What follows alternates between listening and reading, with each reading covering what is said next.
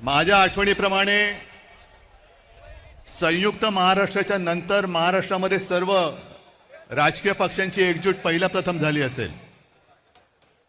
ही विरोधी पक्षांची एकजूट नाही, ही लोकशाहीचं प्रतिनिधित्व आणि लोकशाहीचं नेतृत्व करणाऱ्या सर्व राजकीय पक्षांची एकजूट आहे। आणि मतचोरी करणाऱ्यांना सांगतो की आज नुसती ठिणगी बघताय, या ठिणगीचा वणवा कधी होऊ शकेल एवढं लक्षात ठेवा। तुमच्या बुडाला आग लावण्याची ताकद या ठिणगीमध्ये आहे। मी तुमच्या सगळ्यांवरती आता एक जबाबदारी टाकतोय। तुम्ही सगळे आपण बाकीचे आपले पक्ष वगैरे बाजूला ठेवून एकवटलेलो आहोत।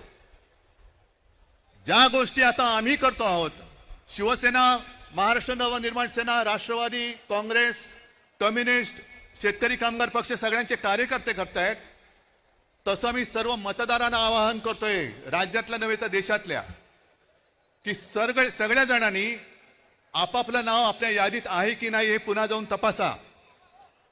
आणि आपल्या घरामध्ये आपल्याला न दिसणारी, आपली परवानगी न घेतलेली माणसं राहतात की नाही हे सुद्धा तपासा।